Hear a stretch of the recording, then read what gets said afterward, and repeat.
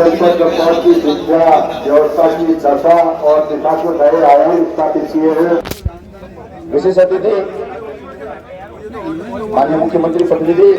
आना तो यहाँ पर माननीय मुख्यमंत्री जी को था, परंतु राजनीति के माहौल ऐसा चल रहा है कि आगे आने वाले पंचायत के चुनाव होने हैं और उनके मन में पिछले महीने से ही तय था कि इस बीच हम लोग पंचायत के चुनाव करेंगे। शायद इस कारण आप लोगों को डेट नहीं मिल पाई, क्योंकि अपनी ओर से अधिक मांगे आपकी पूरी हो जाए, जैसा कि मैं पूरा प्रयास करूंगा। मैं माननीय मुख्यमंत्री जी से, माननीय शिक्षा मंत्री जी से इस पर लगातार वार्ता करके, माननीय प्रतिनिधि प्रकाश तिवारी जी, प्रेमा बहन जी, आप सब लोगों का सहयोग लेकर के, और जो मैंने आपकी मांगे देखी, पहली मांग तो थोड़ा मुझे कठिन लगी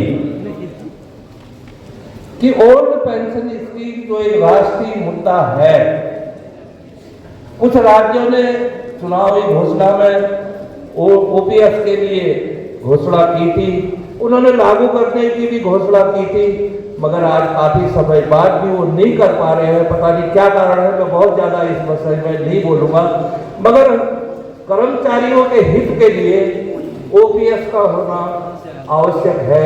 अगर हो जाए तो हमारे क्षेत्र के लोगों का हित होगा। और बाकी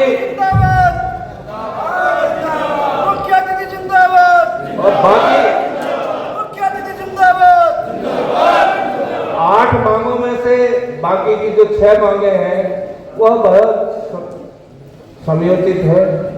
आपका भवन होना चाहिए, आपकी एसीआर वगैरह की व्यवस्था होनी चाहिए, ये सब मांगे जो है यह बहुत आप लोगों ने अच्छी मांगे रखी है। और मैं सोचता हूँ कि अगर हम और आप इन सब के लिए प्रयास करें तो हम एक दिन सफल होंगे। मेरा हमेशा मानना रहा है, संगठन में शक्ति है, संगठन बढ़े चलो, सुपंथ पर बढ़े चलो, और जिसमें हो भला आपके एसोसिएशन का, उत्तराखंड का, इस देश का, वह काम सब किए चलो।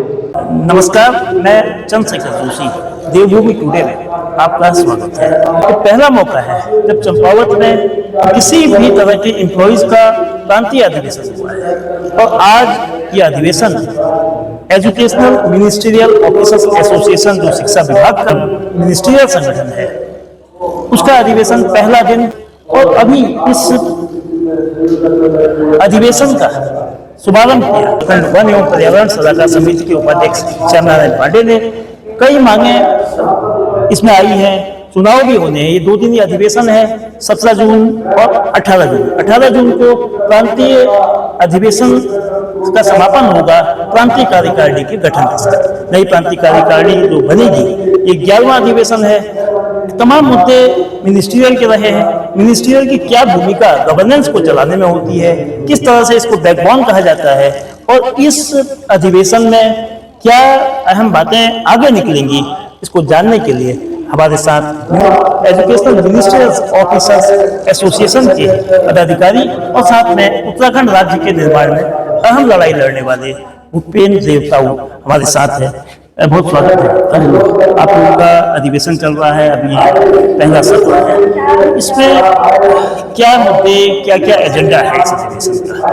हमारा प्रथम मुद्दा जो आज पूरे देश में चल रहा है, और पुरानी पेंशन बहाल करो का, और दूसरा कि हम अपने लिए एक भवन, जो एजुकेशन मिनिस्ट्रियल ऑफिसर्स का प्रत्येक जनपद में एक भवन हो, और प्रत्येक कार्यालयों में बेसिक सुविधाएं, कंप्यूटर इत्यादि जैसी जो स्कूलों के या दूर दूर के कार्यालयों में नहीं है, उनके भौतिक संसाधनों के लिए, और तथा जो भी एसीआर गोपनीय आख्या के संबंधित जो भी परेशानियां आ रही हों, उस पर सरलीकरण किया जाए।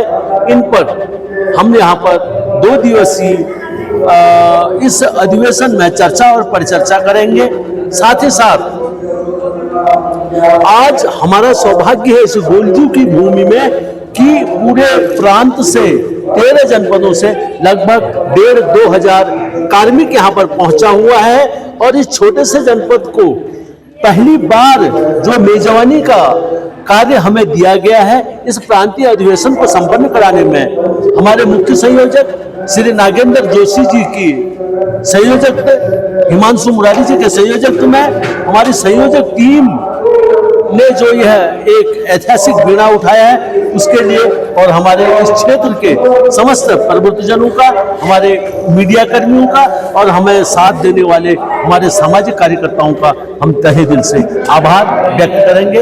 यह अधिवेशन हमारे इस मिनिस्ट्रियल कार्मिकों के लिए एक मील का पत्थर साबित होगा, ऐसा हमें पूर्ण विश्वास है। बहुत धन्यवाद देव साहब।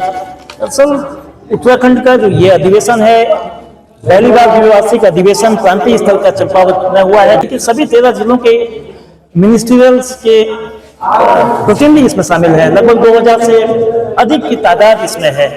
पहले दिन तमाम समस्याओं को लेकर, आगे की रणनीति को लेकर मंथन किया जा रहा है, और कल चुनाव होंगे। कर्मचारियों की जो समस्या, मिनिस्ट्रियल कर्मियों के पास अंडर स्टाफ की स्थिति है।